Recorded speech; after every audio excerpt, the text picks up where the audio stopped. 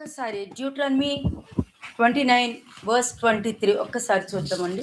Let's go to Deuteronomy 29 verse 23. ద్వితీయోపదేశకాండము 29వ అధ్యాయము 23వ వచనం. వారు యెహోవా తన కోపద్రేకము చేత నశింపజేసిన సొదొము గొమొర అద్మా సెయోబు వలె ఆ సమస్త దేశమును గంధకము చేతను ఉప్పు చేతను చెడిపోయి, అంతే. దేని చేత చెడిపోయాయంట? గంధకము చేతను ఉప్పు చేతను. This is because of the brimstone and the salt. It was burnt. గంధకము చేతను ఉప్పు చేతను. It's because of the brimstone and the salt. ఆ సమయంలో గంధకాలతో పాటు వర్షం కూడా వచ్చింది. And along with the brimstone there was a rain as well. అది ఉద్రేకమైన దేవుని క్రోధంతో వచ్చినది కాబట్టి ఆ వర్షానికి అగ్ని గంధకాలు ఆరలేదు. This is because of his God's anger and his wrath, because of which the fire was continuous. ఎందుకని? Why is it so? ఎందుకంటే ఇక్కడ ఉప్పు చేతను చెడిపోయి అని ఉంది. It is clearly mentioned because of the salt it was burnt. ఎందుకంటే మీకు నేను మంచి చెడు రెండు నేర్పిస్తాను. I'll be teaching you the good as well as the bad. చెడుని పక్కన పెట్టడము, మంచిని పట్టుకుని వెళ్ళడం. You have to keep aside the negative one and you have to catch all of the good one and go ahead. ఇది చెడు అని చెప్పినప్పుడు దాన్ని అసహించుకోవాలి. When it was told to you as something is evil, you have to hate it. మరి మీకు సాంబ్రాణి ఇవ్వడము, దేవుని ఉప్పు నిబంధన చేసేటట్టు మీకు ఇవ్వడము, అదే ఉప్పు నీ ఇంట్లో వాళ్ళని కాపాడేటట్టు ఉండటము, అదే విధంగా అదే ఉప్పు నీ ఆశీర్వాదాన్ని కూడా స్టోర్ చేసేటట్టు రావడం అన్నది నిన్న మీరు చూస్తున్నారు. Yesterday you have seen about the frankincense and then about the salt covenant and how the salt is coming into your house and taking care of you. మరి ఈ రోజు అదే ఉప్పు చేత చెడిపోయింది అన్నారు. And today it is mentioned that because of that particular salt it was destroyed. ఎందుకంటే నేను చెప్పే వాక్యము వేస్ట్ అవ్వడం నాకు ఇష్టం ఉండదు. And I am not interested in my words that going waste. విన్న వాక్యంతో నువ్వు సహవాసం కలిగి ఉంటేనే ఆ ఉప్పు ఎప్పుడు జీవం కలిగి ఉంటుంది. As long as you practice the word of God, that salt will be there living in your life. మరి ఉప్పు ఎందుకు ఇక్కడ ఉప్పు చేత చెడిపోయి అని ఉంది? Now why is it mentioned here in Deuteronomy 29:20 that because of the salt it got destroyed? వారి అవిధేయత వలన తెచ్చుకున్నారు. And they have got this because of their disobedience.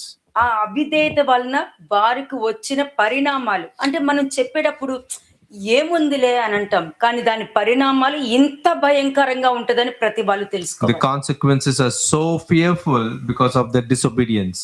ఎప్పుడైనా ఆలోచించండి, ఎప్పుడైనా మీకు ఒక మంచి చెప్పినా ఇలా ఉండండి, ఇలా చేయండి, ఇలా చేస్తే మీకు క్షేమం కలుగుతుంది అని చెప్పినప్పుడు వాళ్ళకేం పోయిందిలే ఎన్నో మాట్లాడుతూ ఉంటారు అని చాలా మంది మనుషులు ఈజీగా మాట్లాడుతూ ఉంటారు. Whenever certain good things have been told to you and you have to behave like this, but there are people who speak against that. What is that? What is there? They will speak whatever they want.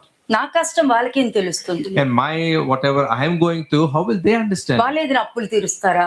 Will they clear my debts? అంటే నీ దగ్గరకు వచ్చేది ఒకే ఒక్క మంచి, And only one good thing is coming to you. ఆ ఒక్క మంచికి నువ్వు తీసుకొచ్చే పెద్ద డ్రామాలు నిన్ను ఎక్కడికి తీసుకెళ్తుంది? నీ ఆశీర్వాదాన్ని, నీ నిబంధనని, దేవుడు నీ ఇంట్లో ఇచ్చే సమాధానాన్ని మొత్తం ఏం చేస్తారు? నాశనం అయిపోయింది. And the consequences of you rejecting that particular one good thing is resulting in all your blessings getting destroyed. ఇక్కడ అవిధేయత చేయడం వల్ల జరిగింది. అందరికీ అవిధేయత అన్నది నోటితో పలకడం బాగుంటుందేమో అనుకుంటారు.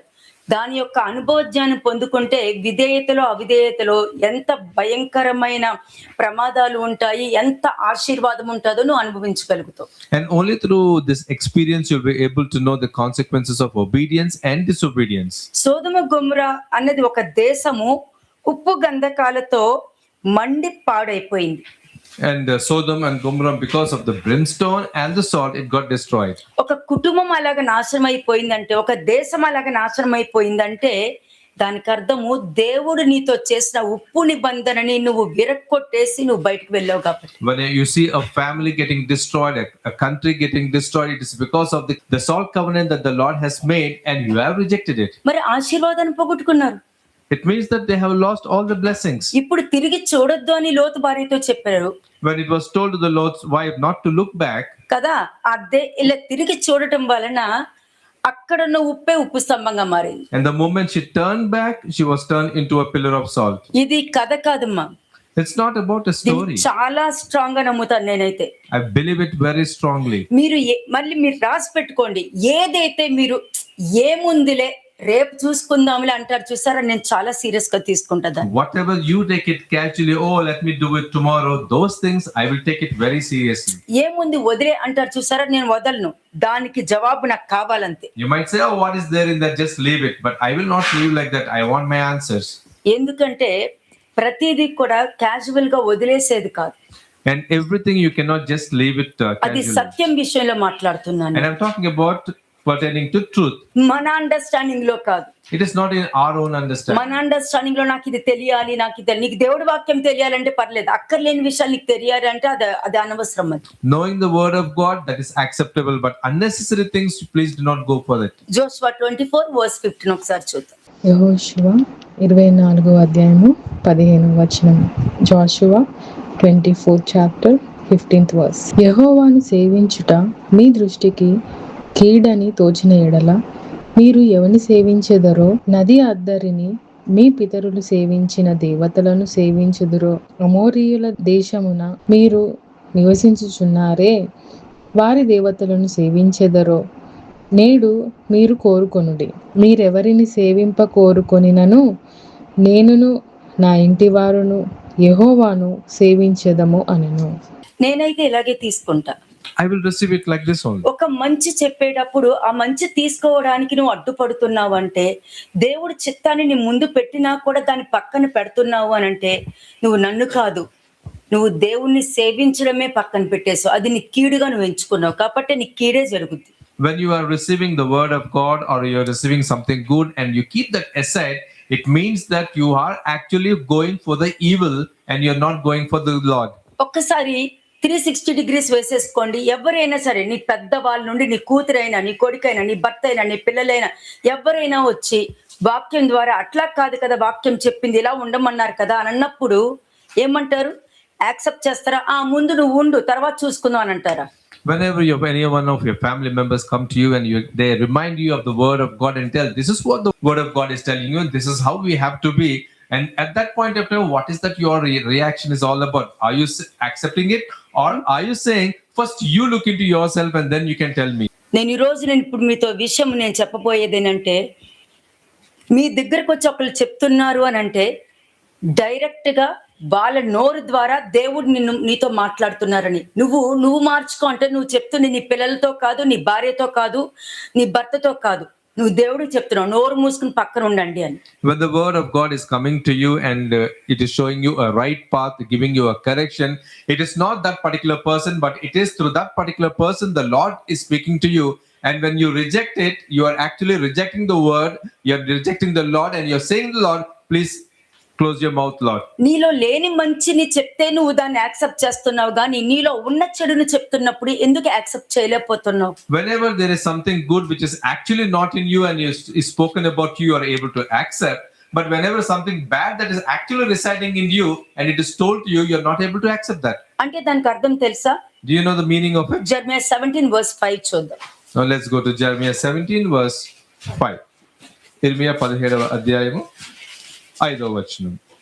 యెహోవా ఇలాగ సెలవిచ్చుచున్నాడు, నరులను ఆశ్రయించి శరీరులను తనకు ఆధారంగా చేసుకొనొచ్చు, తన హృదయమును యెహోవా మీద నుండి తొలగించుకుని వాడు శాపగ్రస్తుడు. అయిపోయింది. ఒకళ్ళు నీకు శాపం పెట్టక్కర్లేదు, నీకు నువ్వే శాపం తెచ్చుకుంటున్నావు, నీకు నువ్వే శాపం పెట్టుకుంటున్నావు. And the curse might not be coming from the outside person, but it is because of your own thing. You are bringing the curse upon yourself. ఎందుకంటే దేవుడి యొక్క మాట నీ పిల్లల ద్వారా గాని, భర్త ద్వారా గాని, భార్య ద్వారా గాని, నీ పని వాళ్ళ ద్వారా గాని, ఎవరి ద్వారా అయినా సరే, ఇప్పుడు నామానుకి తన దగ్గర పని చేసేవాడు, అయ్యా మీరు ఏ పనైనా చేస్తారు కదా, ఆ ప్రవక్త చెప్పిన మాట చెయ్యొచ్చు కదా అంటే, పనివాడు చెప్పింది యాక్సెప్ట్ చేశాడు కాబట్టి అతనికి హీలింగ్ జరిగింది. The word of God can come to you through any person. It might be your own family members or your servants. For example, you take the case of Naaman. His own servant, when he has spoken to Naaman, saying that if you have prophet has told you, would you not do? Please consider it.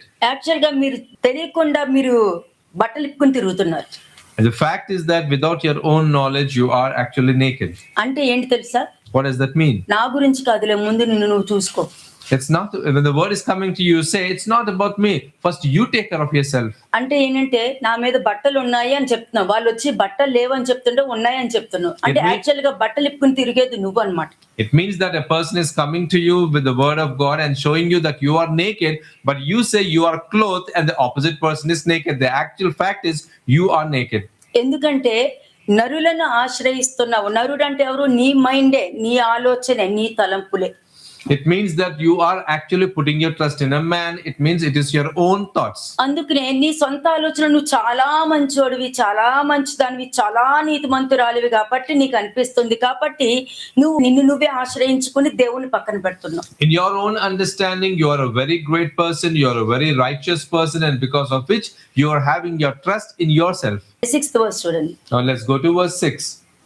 ఇర్మియా 17వ అధ్యాయము 6వ వచనం. వాడు ఎడారిలో అరూహ వృక్షము వలె ఉండును, మేలు వచ్చినప్పుడు అది వానికి కనబడదు. వాడు అడవిలో కాలిన నేల యందును నిర్జనమైన చవిటి భూమి యందును నివసించును. ఎంత దారుణమైన పరిస్థితో తెలుసా? Such a terrible situation. ఎందుకంటే దేవుడు సహాయం చేయడానికి ఎంత మంది మనుషుల్ని పంపించినా మనమే మనం పోగొట్టుకుంటాం. No matter how many people Lord would be sending to give help to us, we are actually rejecting all ఆ of them. ఆశీర్వాదం మీకోసమే వస్తారు, And that blessing is only for your sake. కానీ మీరు తృణీకరించడం, ఇలాంటివి ఎన్నో చూసానులే, వీళ్ళకి మాకు అవసరం లేదులే అని నీకు నువ్వు తృణీకరించుకుంటున్నావు. అంటే నీ ఆశీర్వాదం నువ్వు చూడలేకపోతున్నావు. When the blessing is coming to you, you are the one who is actually rejecting all of them, because of which you are not able to see that blessing in your life. 7th verse చూద్దాం. 7వ వచనం, verse 7. యెహోవాను నమ్ముకునివాడు ధన్యుడు, యెహోవానికి ఆశ్రయముగా ఉండును. అంతే.